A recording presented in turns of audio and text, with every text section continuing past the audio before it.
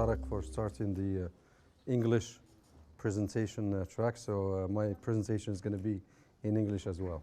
Since this is AUI, my last presentation in TED was in actually Arabic and French, and this one is going to be in English. So how do I use this? Just, sometimes we assume that Microsoft people, they know how to use technology. My presentation, I'm actually tying a little bit of sports to business. A lot of people have done that in the future. We talk about boxing and business. We talk about a lot of sports and business, and I'm going to present my own version, and it's kind of tied to our country. It's more of a track. We have some world champions in track. We're very proud of them. I remember some of you, maybe they were not born yet, but I remember when Saïd Awita won the championship in the Olympics.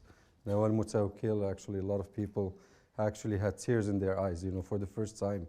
Morocco was at the top of the Olympics. And when we think about track, or running, we think very simple, this person just get into his own track, whatever row, and he just runs and he wins. And believe it or not, there's a lot of thinking behind it. There's a lot of strategy behind it. And such a strategy applies to a lot of things that we do every day. So you have these people winning these world championships, and there's a lot of people, who don't win. What happened to those? These people, they're also champions of their countries or their neighborhoods, but we only remember the top guy. So the top guy definitely must have a strategy in order for him to win, and he goes through the different cycles in order for him to win. So his strategy is, he starts, obviously he's part of a bunch. He starts running, and there's a lot of people around him. And then there's that group, that number of people who just they get out of the masses, and they're normally few, maybe 20%, and they just distinguish themselves from the rest of the group. And then the champion starts thinking. He's looking behind him. He's looking on his right, on the back. Who's the number one? Is this guy tired? He's not tired. When is the time for me to make the move?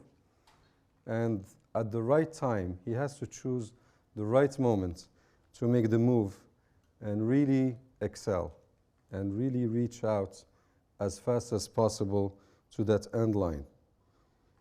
And not only he needs to reach out to that end line, he needs to think about how can I psychologically, I don't want to say kill, but really destroy the number two guy. I want to go for not only for the medal, but I want to go for the record.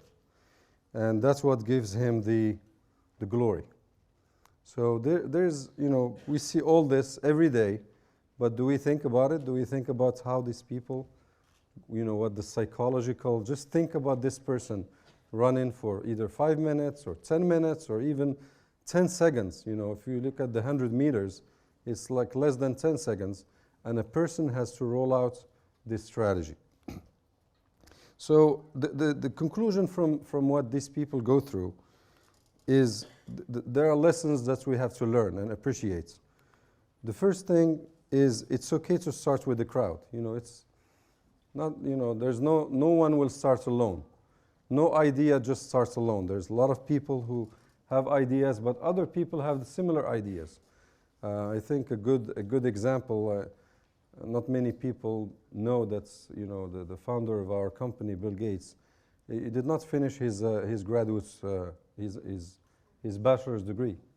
It doesn't mean he was stupid or he did not want to finish. It's just that he had the idea, and he was afraid that other people who have the similar idea will start the idea first. So he's just it's time for me to move on. I'm not encouraging anyone here to drop out of school. Actually, I believe you should continue with school and maybe run your idea on the side in the weekends and at night. That time he didn't have the internet. The second thing is, it's okay also to run with the crowd. It also gives you some time to show your muscles, to show what you're able to do. And looking forward and backward, you know, you're not alone. Don't just think that you're alone in this race. There are other people trying to do something similar. So it's important to know where your competitors are, and always stay at arm's length. Don't let the number one runner, you know, pass you. Otherwise, the race is over. So if you're running to be the number one or to break the record, you have to stay at arm's distance from the front runner. And then save the energy. You know, sometimes people end up wasting energy. If you have a business and you have a limited amount of resources or money to spend on marketing, for example, save that to the right time. The timing is very, very important.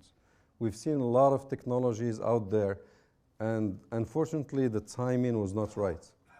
And they just like got lost, they just got forgotten.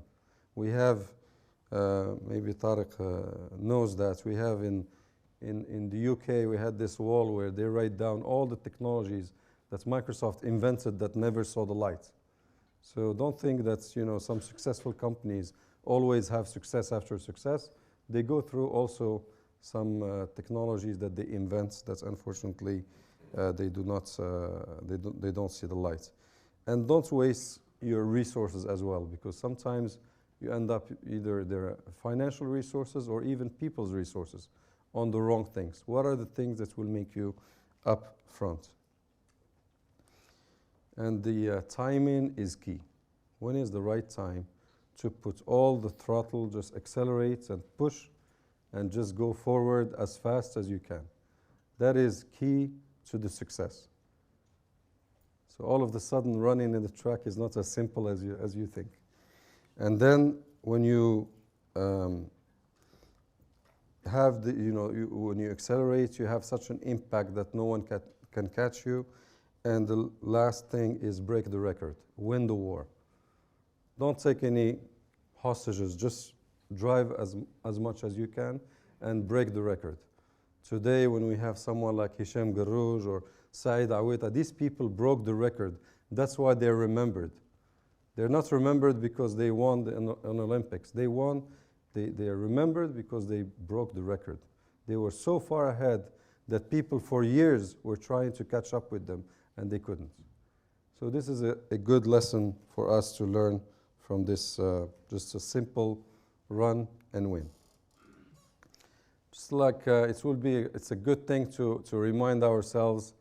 I see a lot of faces here that were born in, you know, we look old, although we think we're young, who were born in the 50s or 60s or 70s. And we remember how the technology went by. I mean, I always remember the first time I saw a colored screen. It was 1975 during the Al-Masira Al-Khadra. But things have changed a lot. Some of you are born in the 80s. Some of you are born even in the 90s. So there was, you know, in ICT, there's also the Olympics. And the Olympics, you know, people break the record. And, you know, other people are just forgotten. And there was like a lot of things that happened for us to get here. So I'm just like rolling some technologies or some things that's really, some of them are still existing, others have just like kind of disappeared. I don't know, some of you remember, who remembers WordPerfect? Anyone remembers WordPerfect? He's smiling. Yeah, WordPerfect was like where we learned how to use word processing, or Lotus 123. And Microsoft at that time, you know, came up with the integration between Word and Excel. And that's what gave it that number one, the record. So, you know, there's still, you know, we look at the 2010s or this decade Olympics in IT, and it's rough, and it's going to be very interesting to see who's going to end up breaking the record. Obviously, I'm just putting here examples, but there will be different technologies. Today we're looking at the gaming, we're looking at the cloud computing, we're looking at the whole consumerization of technology. It just, it's a huge race out there. And we are all consumers of this technology. And it's really up to us to make the winners and the laggers. I want to show here a bell curve. I think some of you has seen it, but it's a good reminder. This is my handwriting. It's really bad. But let's start from we see an axis, which is time, and percent adoption, which is on the y-axis. And we have these innovators. There are people like you, like Tariq, who innovates whatever he presented. That was innovation. Okay, then there's very small people like Tariq, or some of you here. I'm sure there are innovators. Then after that, we have those early adopters. Those are the guys who make Tariq win. Because if you don't have those early adopters, Tariq's idea is dead from the start. So those are the guys who, I don't know if you've seen Apple stores, those guys who sleep at night, starts at 6 p.m., knowing that at 8 a.m. the store will open and they can't wait to get that device on their hand because they're just the early adopters. And they could wait just 1 week later and get it without going through that queue and without sleeping in the tent. So those early adopters are the guy who share with others and tell them, hey, this is interesting. And there is that moment, it's right here.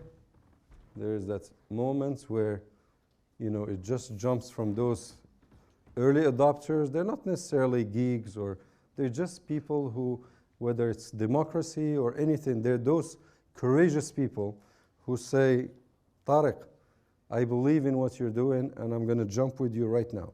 I'm not going to wait until I see other people. And then you get into the big bell, or the acceleration. The tornado is also called, for the early majority.